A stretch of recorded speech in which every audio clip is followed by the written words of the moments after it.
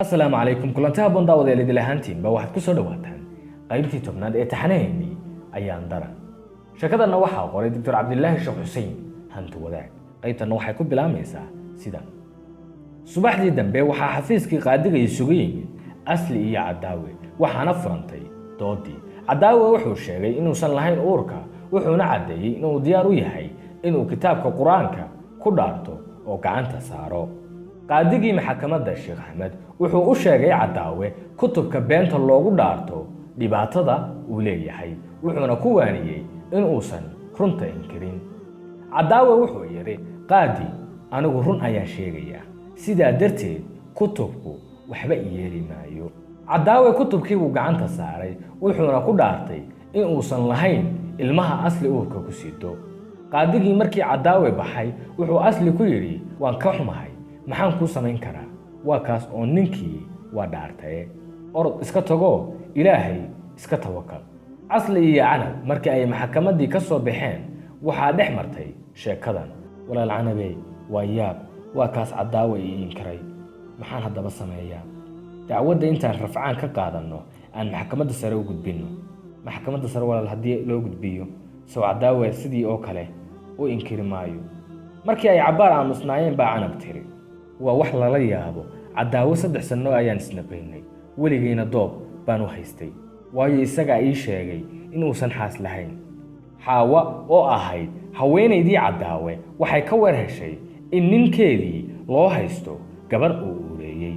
dacwana lagu oogay sidaa darteed doorkii markii cadaawe uu gurigii yimid wuxuu la kulmay xaawa oo cadhaysan markii ay cadaawe aragtay codeed ayay ku tiri weligay waan la socday akhbaartaada intaana waan dul qaadanayay imikana waan maqlay in aad gabadhii miskiinta ahayd ee ina aw jaamac intaad uureysay inkirtay xaawa aawdi bilayso yaa ku sheegay beentaas waxba waxaas kama jiraan waa masabid iyo asaraab buu ku celshay cadaawe jaalow waxa la yiri sacab hadaan wax ku jirin maxaa habeenkii loo tumaa maxay kaliya ku soo aaday may gabadhu qabsato kumayaalka nin ee xamar jooga bay tiri xaawi doodii xaawo iyo cadaawe meel halis ah bay gaadhay waxaana kala qabtay dariskii xaawo isla markiiba intay cunugii ilmaheeda ugu yaraa dhabarka u ridatay bay aaday gurigii hooyadeed oo ku yeel degmada Wardhiigley cadaawe mushkilad baa ku furantay wuxuuna bilaabay in uu ka fakaro cidda ogeed ee xaaskiisa la socotisay arrimahaas cadaawe gurigii cali buu aaday wuxuuna ka dalbaday in uu u soo caro celiyo xaaskiisii cali xaawi way ka xishoon jirtay arrimaha qoyskana isaga garsoore lagu kalsoon yahay ka ahaan jiray cali oo aan waqtigii lumin baa soo galay gurigii ay xaawi joogtay wuxuuna bilaabay sheeko dheer oo ku meydhaayo cadaawe uuna uga raaridayo sida uu cadaawe u jecel yahay uguna kalsoon yahay wuxuuna ugu dambeyntii cali xaawo ku waaniyay in ay ilmaheedii iyo ninkeedii ku noqoto xaawo oo weligeed qadarin jirtay cali waxa ka soo fakaday wixii uurka ugu jiray sidaa darteed iyadoo aan is ogeyn hadalkeeduna miisaanin bay tiri adiga iyo cadaawe midna in aan arko dooni maayo mid baan ula socdaa meel alle meesha aad cagta dhigtaan waan maqlay in gurigaaga fidnadu ka dhacday hase yeeshee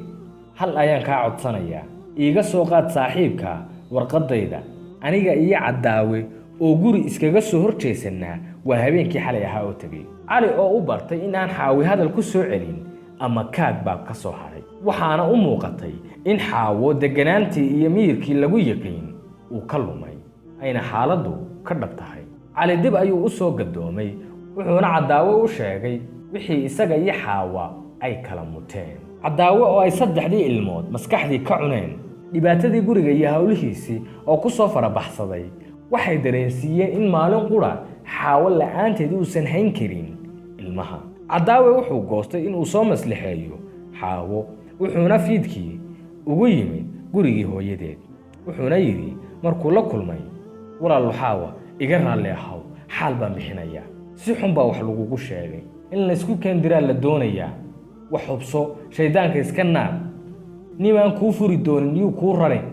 ilmahaagu iyo cidlo ku bayrihin xaawo waxay ugu jawaabtay jaalle si xun wax layguma sheegin haddii hadal dad aan yeelayo 4 da'ood kuma dhaleen 8 sanana guri kulama joogeen waad ka warqabtaa inta jeer ee hadal layga ka sheegay oo aan iri adaawe ilaa aan indhahayga ku arko isagoo arrintaas sameeyay qof bini aadam ah waxba ka maqli maayo maanta Charlie inkir ama ha inkirin cubka waad ku jirtaa mase ogtahay Charlie gabadha aad uuraysay in aan ilmo habareed nahay adaawe ereygaasi waa shiday aad buuna uga gubtay wuxuuna xaawo ku yiri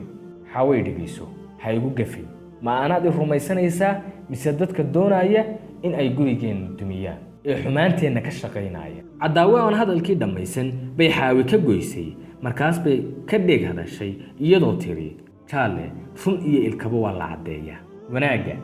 sharafta iyo xushmada jacaylka weligii keligii baa ilaalinayay maanta waa inoo dhamaatay axsaan ii samee masruuf meher iyo maashi midna kaama rabo ee ii dhig madaxayga adaawe si kasta ula hadal bariyo waano canaan hanjabaad wax kasta ku day hase yeeshee uu soo jeedin kari waayay arrinta adaawe iyo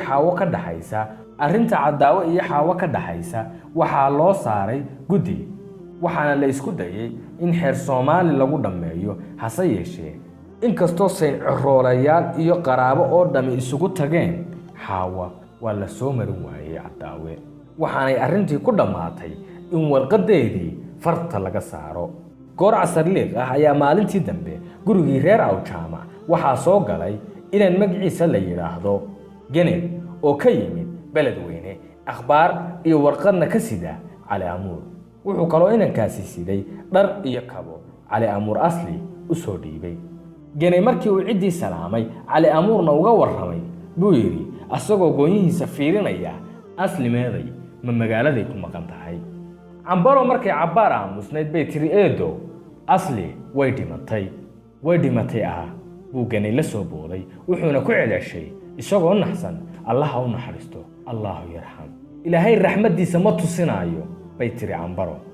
intaas kadib maxaa dhacay la socdaa wada qaybteena xigta qaybteena maanta shakadana waxa qoray Dr. Cabdilaahi Sheekh Xuseen hanti wadaag